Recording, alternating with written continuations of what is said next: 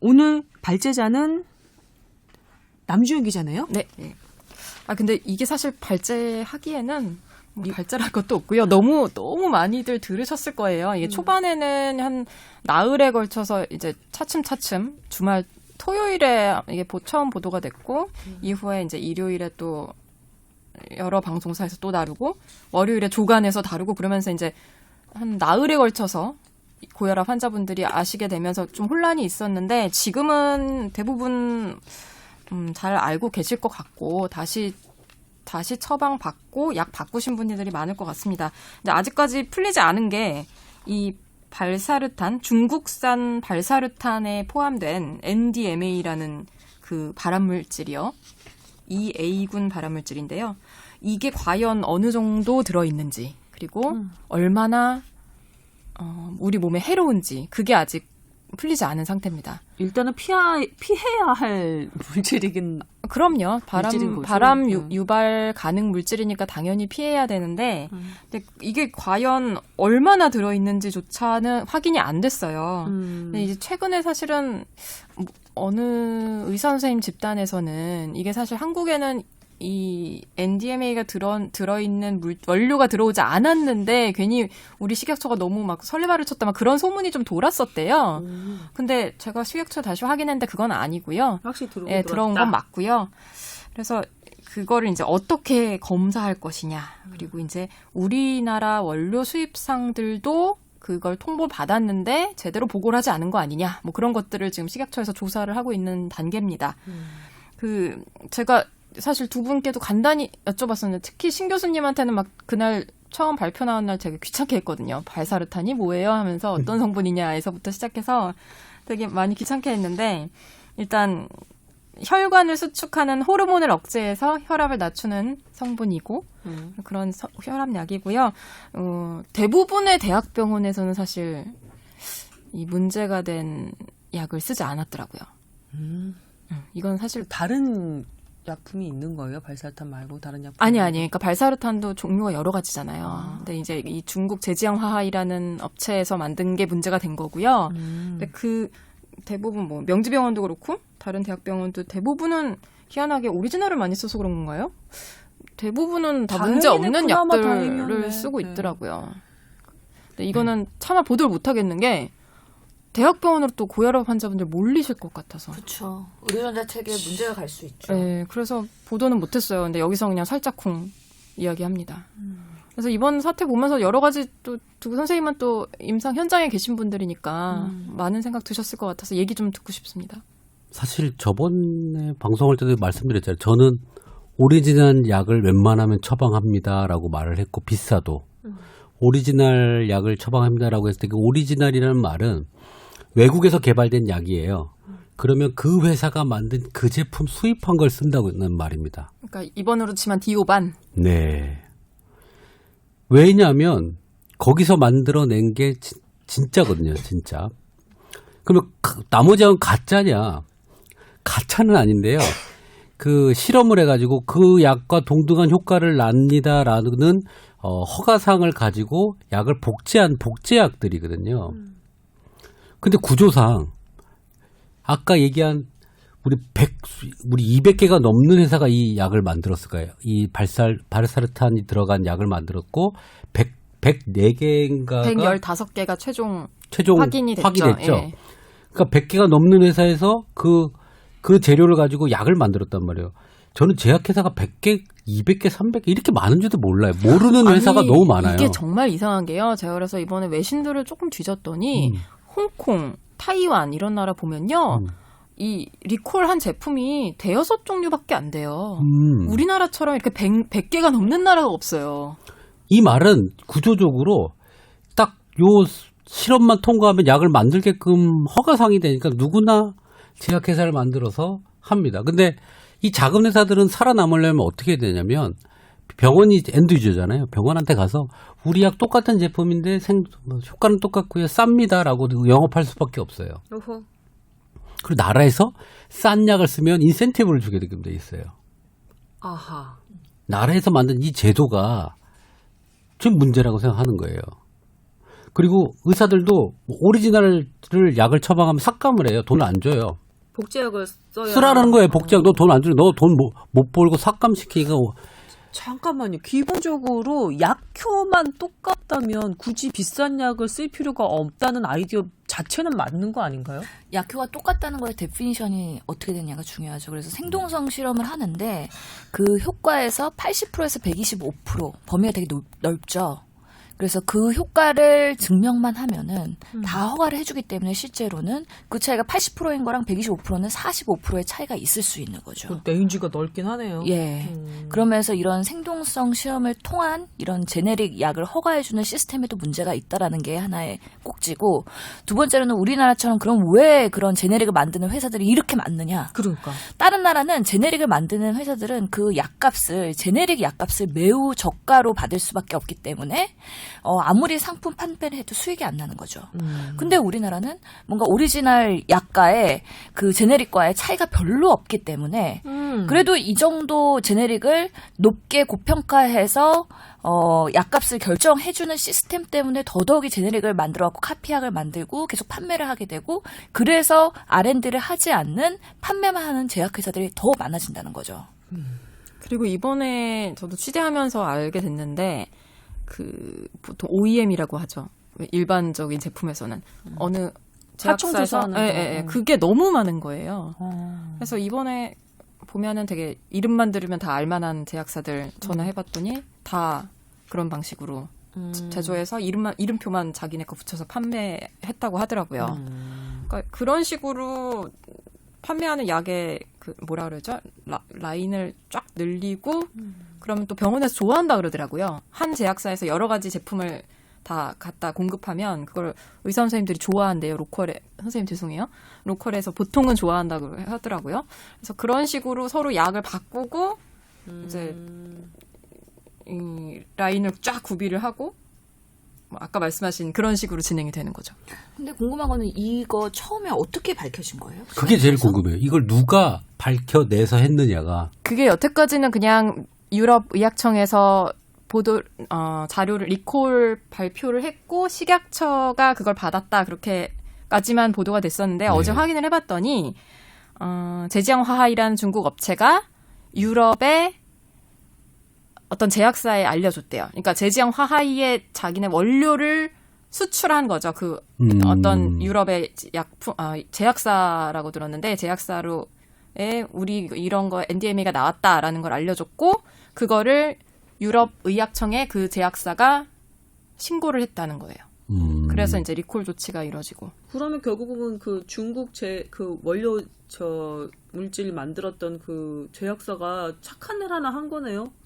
어쨌든 자기들이 디텍트를 해서 뭐 좀 오래 걸린 것 같긴 한데요. 유럽에 있는 어떤 제약사한테 알고 봤더니 우리 이런 발암 의심 물질이 나왔네요. 그러고서는 유럽에 있는 제약사한테 알려주고 그 유럽에 있는 제약사가 다시 유럽에 있는 그 기관에 자진 신고를 해서 드러난 거란 얘기잖아요. 근데 왜 그게 중요하냐면은 사실 중국 원료 물질 그리고 이런 일들이 단지 발사탐에만 있겠냐는 거죠. 그 궁금증이 생기는 거죠. 우리 단톡방에서 제가 질문 드렸던 게 바로 그거예요.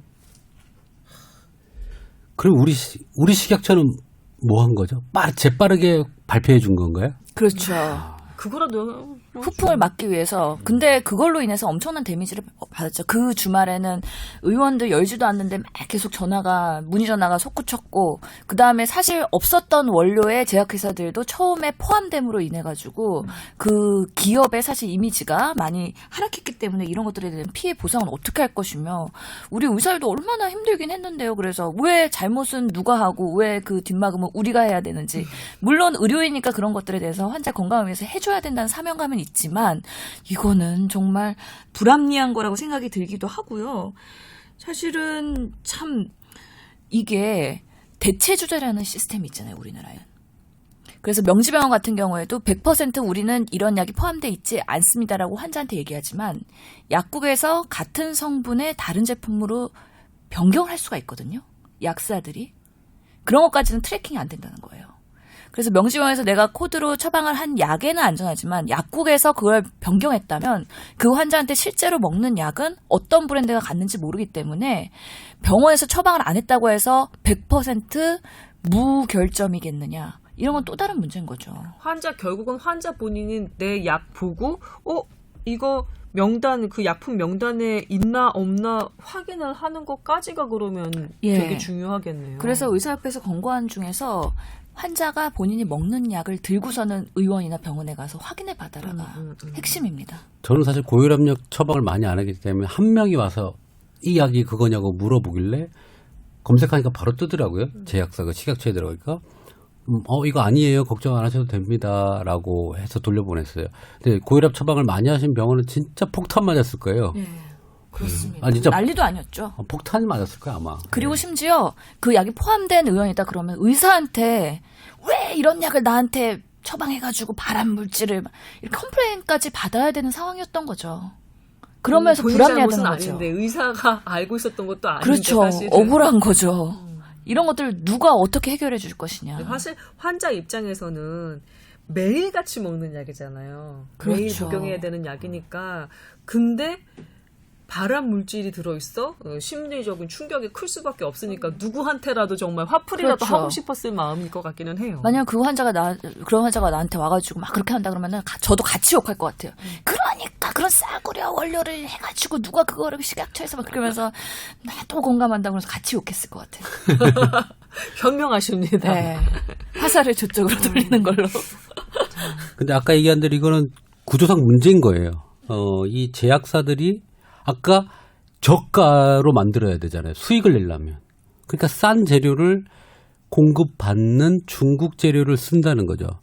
사실 중국이 진짜 G2에서 G1으로 가려면 국가 이미지 차원 관리를 해야 되는데 만약 이런 사건 하나로 중국에서 원료를 쓰면 안 되겠다라는 생각이 들게 되는 거죠.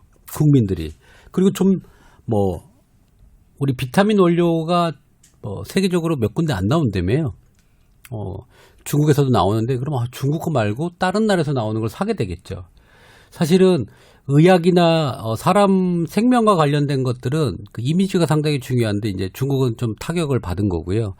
아마 재료를 중국에서 수입한다고 하면 그것도 사실은 우리 밥 먹을 때 원산지 표기하잖아요. 그럼요. 그런 것처럼 의약품도 사실은 원료를 사실은 원산지를 표시해야 될 날이 올 수도 있어요. 올 수도 있는 게 아니라 지금 거의 사실 저 많이 가는 아줌마 사이트에 있다고 그랬잖아요. 저도 좀 알려주세요. 이거 어디예요? 예, 나중에 알려드릴게요. 예, 여성들 많이 가는 사이트에 있는데 그 얘기가 아니라 누구죠? 그 런닝맨의 유재석 씨 나오는 비타민 광고가 있어요. 거기 보면 가장 제일 처음에 나오는 광고 문구가 이거예요. 영국산 재료로 만들었다. 그걸 확인하시라. 그게 키포인트 광고 카피의 광고 문구예요. 왜냐하면 비싼 재료거든요. 그리고 하다못해 비타민을 사는데도 영국산 재료를 확인하고 사람들이 사게끔 만드는데 하물며 치료약이고 매일 먹어야 하는 치료약 더 그렇겠죠. 제가 이번에 중국 관련돼서 의약품 제조와 원가랑 이런 걸 가지고 하나 한국 사회에 도움이 될 것을 하나 런칭해서 중국에서 가지고 오려고 했는데 이번 사건으로 이게 생각이 바뀌는 거예요. 왜냐하면 그 주사제는 너무 많이 판매가 되는데 너무 높게 가격이 책정돼서 시중에 판매되고 있어요. 그래서 알아보니까 중국에서 나오는 원료가 3분의 1 가격으로 만들어질 수 있더라고요. 소비자 믿을 수 있기만 한다면야. 근데 자꾸 이런 일이 생기니까 이거를 진행해야 돼 말아야 되냐 또 고민이 생기는 거죠. 이 회사가 그렇게 막 듣보잡 회사도 아니더라고요. 아니에요. 되게 큰 회사예요. 근데 왜 그랬어? 상장까지 됐고 좀 안타깝습니다. 근데 어쨌든 일단 이 NDMA를 그들이 찾아내서 공개를 했잖아요. 그러면서 정말 적은 양이라고 설명을 했대요. 그러니까 일단 여태까지 드셨던 분들 너무 찝찝하고 속 상하시겠지만 너무 과도한 불안감은 갖지 않으셨으면 좋겠습니다. 아직까지는 그런 인체에 어떤 유해한 뭐 그런 임상 데이터가 있거나 그런 건 아니어서 사실 너무 좀 부풀려지고 너무 그런 언론에서 과도하게 얘기한 거 아니냐라는 일각의 시선도 있긴 한데요. 그래도 하여튼간에 발암물질이기 때문에 노출 안 되는 게 제일 좋은 거고. 하지만 앞으로 어떤 내 몸에 들어가서 특히나 말씀하신 대로 만성질환이기 때문에 장기간 드셨을 분들이 있는 거죠. 그런 분들한테는 건강 관리를 헬스 체크업을 더 정기적으로 잘 해야 된다는 생각은 들겠습니다. 그렇게 한 5년 먹었던 사람이 암에 걸렸다 그러면 어떻게 해야 되는 거예요? 저는 그게 궁금해요. 아니 그게 그 용매를 딱히 바꾼 게 이 약 때문이라고는 2015년이라서요. 네. 2015년 8월인가 그래서 이 년? 길어야 3년, 2년, 3년. 그 뒤에 만약에 됐어. 그러면 이거에 대한 연관성을 해서 뭐 어떻게 소송을 하거나 구제를 받아야 되죠? 그렇게까지는 못할 것 같지 않아요. 그 약 말고도 많은 약을 틀림없이 드시고 계실 것 같은 게 고혈압 환자들의 대부분은 연로하신 분들이 많잖아요. 약 하나만 들고 계시지는 않으실걸요.